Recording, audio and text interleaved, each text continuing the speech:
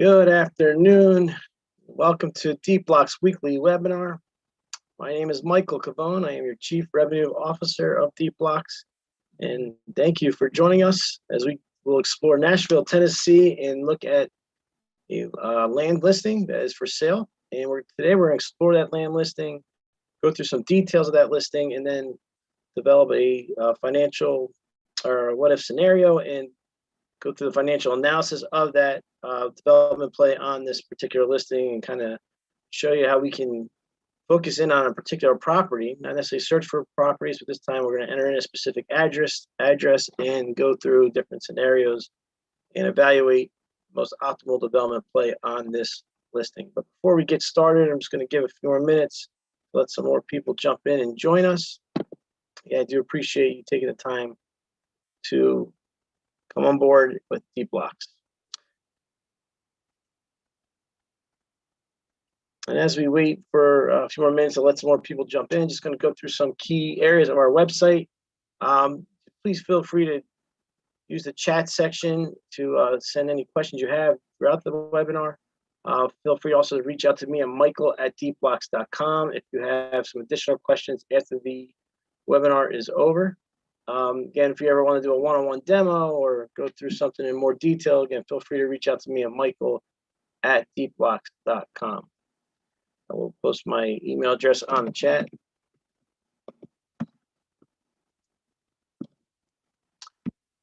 As you can see, we're currently on Deepblocks website. This is actually the cities section of our sites. Here we show the cities that we have zoning data in, along with the cities we have parcel level data. The red dots represent all the cities we have zoning throughout the country.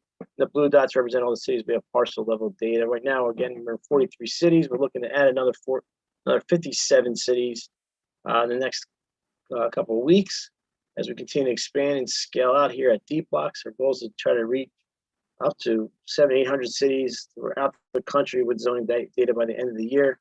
Always feel free to request, see where we're going, and see our city roadmap. Additionally, on our website, we have our webinar section. There you'll find previous webinars from past weeks. We have our tutorial section, which is a great little section, 60-second clips of key functionalities and different areas of the website. Just a really useful tool, a very good resource in understanding how to use Deepblocks and cater to your needs. As well, we have our pricing section. Right now, we're at $18,000 per year annually. It's a great time to get in, considering you can be grandfathered in at that price. As we continue to add more cities with zoning, we're only going to get more expensive. Our price point will probably eventually be around $36,000 a year. So again, great time to get in and join our Deepblocks and get a subscription today. Again, it's going to give a couple more minutes before we jump in and start exploring Nashville, Tennessee, and kind of again focus in on a specific listing that we have for vacant land. I'll give a couple more minutes. Again, feel free to ask any questions if you have anything specific you want to cover. If there's something I went through that you want me to review, please feel free to use the chat to ask me those questions. And again, you can also reach me at michael@deepblocks.com if you have any additional questions. I'm also going to send the poll out right now. Feel free to answer the poll. I do appreciate you participating. All right, so let's kind of jump in and get ourselves started here. As I mentioned, today's webinar is going to be mainly focused in on a specific listing in Nashville, Tennessee. The concept is we're going to look at this address, kind of study the marketplace, understand the area and its surroundings, using the market scanner and the data layers in the front end interface of Deepblocks. Just again, quickly go through our software. We have basically two interfaces. Deepblocks software converges data layers from construction costs, market rates, opportunity zones, and various other data layers along with zoning data, parcel level data. It's all centralized into one piece of software, allowing you to easily identify parcels based on certain criteria. As I mentioned, you can also enter in specific addresses, which is our goal today. And then once you select that parcel, you go into our second interface and do the preliminary underwriting. And we have our 3D modeling and financial analysis. A great tool on that back end to go through what if scenarios, different iterations, truly understand and optimize what is the best development play and potential on a parcel. So again, going back to today with Nashville, Tennessee, this particular address is a piece of vacant land, and we're going to kind of review and analyze the market trends, demographic data, and again, some market rates, some just key piece of information to understand that marketplace. And then we will do a preliminary underwriting on that particular parcel and go into the 3D modeling, adjust some setbacks, adjust our assumptions, find the building, and go through some financial analysis and best understand what scenario makes sense on this particular parcel. So with that being said, I'm going to click search engine. We're going to enter in that address. It is 1705 Hay Street in Nashville, Tennessee. As I put it in, it'll come up. We'll hit search engine. And as my screen loads, I'm going to go through quickly some of the key sections of this front end interface of our market scanner. As I mentioned, it's a very strong and resourceful interface. It kind of works two different ways. As I mentioned, you can put in a specific address, you can enter in certain cities, but as well as you can go into a city and we can also search for parcels based on certain criteria, which I demonstrated in previous weeks over the course of certain webinars. But today, as I mentioned, we're going to focus in on 1705 Hay Street. You can see there where the red dot is. It's this particular parcel. So that parcel is selected. As you select the parcel, property info will appear. We show the demographic information, some of the property information. As I mentioned, it's vacant land. Here's that market value for that particular piece of land.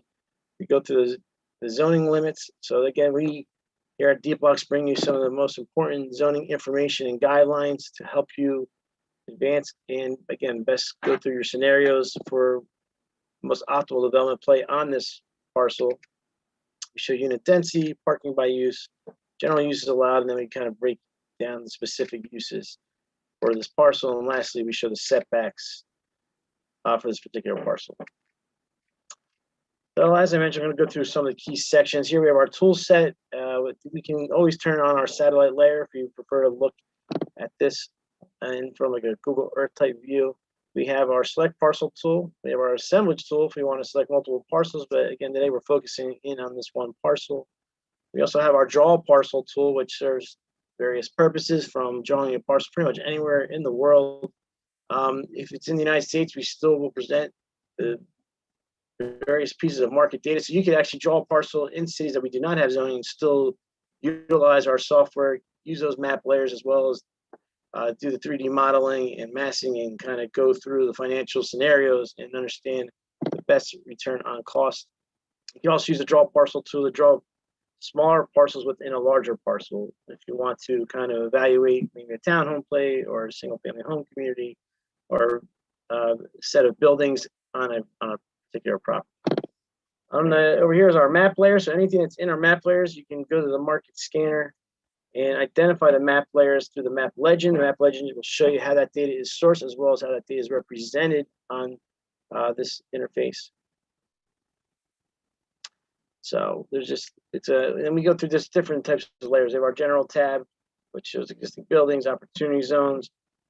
We have our people tab, which shows census data from 2010 through 2018. We currently are working on updating that through 2020 as it's just been released. We also have our residential tab, which one of the key buttons on the residential tab is our market rates. We show dollar per square foot leasing rates, and we place an aggregate of listing data and then apply our machine learning to bring a strong baseline and of that market data and that marketplace value that you could charge. In the residential realm, we do the same thing for office rates, retail rates, and industrial rates. And as well, we also have our demographic trends here, which I will go into more detail as we explore this particular parcel. So as we have this parcel selected, one of the first things I like to do is I want to take a more macro view and bird's eye view of this particular parcel and kind of start to evaluate this marketplace and understand the different, it's kind of analyze different layers that are associated with 1705 A Street. So first, I want to look at, see if it's in an opportunity zone. So we click that on. As you can notice, that anything that's in the yellow would be in the opportunity zone. This is not. So we can also look at buildable area ratio. This is kind of a building density layer. So it gives you an idea of the vertical build that we can potentially put on a particular parcel. So as I mentioned, go to the market scanner and look at the map legend. We can understand what these different dots represent. So as I mentioned, so here in this orange, we're looking at 2.5 to 4 buildable area ratio. The deep red is greater than 12. So let's go back to that particular property. And another, and let's move on to the people layer and look at the different types of heat maps that we also offer. So for instance, we could look at median income. So let's explore that. Again, I'm gonna put that address in so that we can see exactly, we're looking right here. So I'm gonna zoom out even a little bit more so we can really understand different median incomes throughout this part of Nashville. And we're kind of in this green area, which represents, see, we're looking at $73,393 median income. We could also look at employment. Again, better understand this particular area. We're looking at 65.7% up here, but 69% where this particular parcel resides. So it's a strong employment percentage. Okay. Another thing we can evaluate, we kind of go into a little more of a micro level view and zoom in on this particular parcel and evaluate the different demographic trends we are seeing. So go right here in this particular section, we go to our demographic trends. What we can do is we simply just put our mouse over these color boxes to see what census tract this parcel resides. It's 195. We can turn off 144. We can look, study the population trend. It's a very strong incline and strong growth, which is a very good sign. We can look at employment per population. Again, we're going to be looking at 195. So we can look at it versus the United States average. Again, nice incline here and showing strong increase of employment per population. We can look at median gross rent. Turn off 144 again, nice strong incline. So all good indicators that this parcel resides in a relatively strong growth area of Nashville. And lastly, we can look at median household income. Mentioned. So again, nice strong incline and growth of median household income. So all good indications and way of analyzing where this particular parcel resides in Nashville. So we do actually have a question. Can we get a list of vacant land parcels within a mile from the site with zoning code and export file? Do you have an API for zoning? Okay, very good question. So again, they're asking if they can get a list of vacant land parcels within a mile from the site with the zoning code and export that file. Yes, we can. So if we want to do use the market scanner, we do not have to focus in on a specific property. We can actually use our tools to I'll actually demonstrate real quickly before moving on. So our market scanner right here, we can actually search for vacant land. If existing building data is available in a city. So for Nashville, we do not have existing building data, but most of the cities we do. So if there's an existing building area slider, we can make those inputs both 0 and it'll show all vacant land. So I would say 9 out of 10 of the cities we have zoning, we do have that existing building area slider. So it will show you vacant land and give you that list. And then we can basically look at certain distances from certain points by using different measuring tools that we also have within our tool set. In terms of an API, we do not have an API because we our information is proprietary, and what we do is we offer our software. So we rather use our software in order to gain access to the information. We do allow you to export to CSV though any parcels that do match your search criteria. So for instance, just to give you a quick example, we're looking for multifamily of a certain size, say from 0 to 1 acre.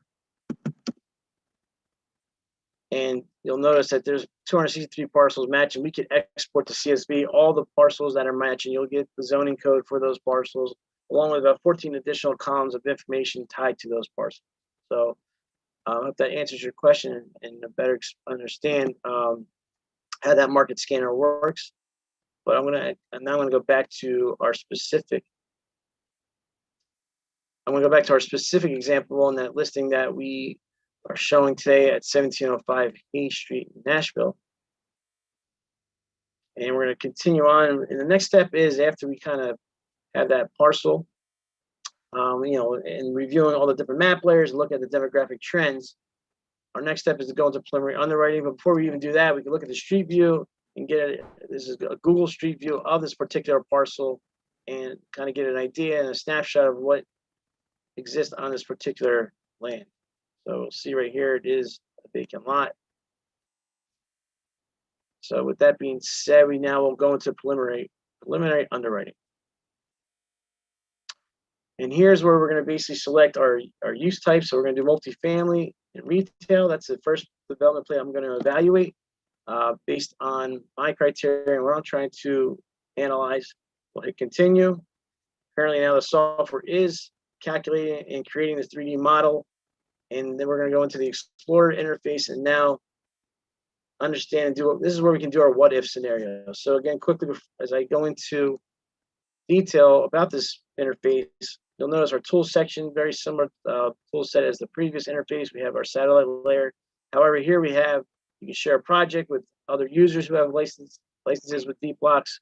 You could copy a project and go through various iterations of our project. So we could study this multifamily or retail, go through the entire assumption process, then copy this project. We can then adjust the assumptions to evaluate a different scenario, or maybe we want to adjust the uses. You could very easily go from multifamily retail to just multifamily by simply just clicking this off. You'll notice the orange will disappear. But again, we're going to stick with multifamily and retail for this particular example. And kind of the next step is, again, you could also go through, we still have the same map layers here as we did in the previous interface. One thing I always like to do in the 3D model side is we can turn the existing building on so we can kind of get an idea of what is around this particular parcel. And as we see how our 3D model ties in, here's our return analysis and breakdown of gross income, OpEx, our NOI, and our return on cost. Everything is interactive. So as we adjust our assumptions down below here, this automatically updates along with our KPIs down below.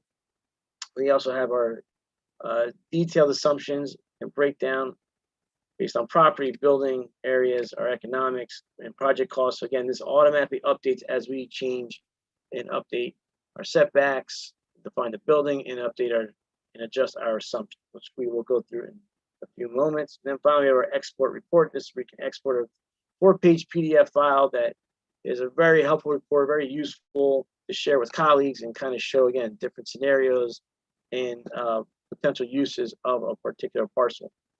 Here's our property info, which carries through from the front end interface and again goes through the key information of zoning limits, unit density, parking by use, and as well as we have the setbacks down below. So one of the first things I'm going to do for this particular example is we're going to go through the parking by use. So and we're going to jump into the adjust assumptions. So as you will notice in these adjust assumptions, this is where you're adjusting your income and cost side, and then you go through each layer, go through multifamily, the retail, and the parking. We'll start with the parking, and you'll notice that we have 1 per residential for the multifamily, and then it's 5 for the retail because it's 1 space per 200 square feet. So we're going to make it 5 per 1,000. And you'll notice right underneath is a gray area automatically will appear, and that kind of represents our parking. All right, so the next thing we're going to go through is we're going to define our building.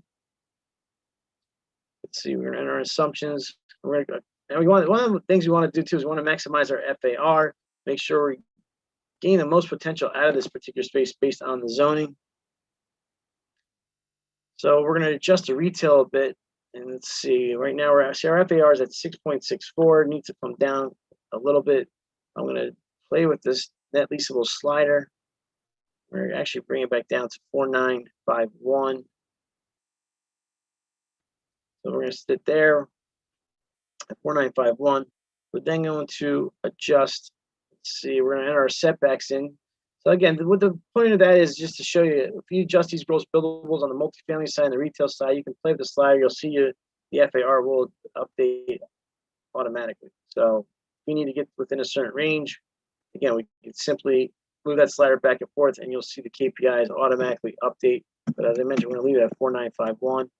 We're not going to define our setbacks. So we have a setback mode. In our setback mode, you can uniquely identify each side of a building and then adjust setbacks from the ground floor all the way up to as many floors as there are in the building. So we're going to make Hay Street our primary. We're going to make the rear cross. We'll leave that as B, and we'll put C over here. We're going to exit that setback mode.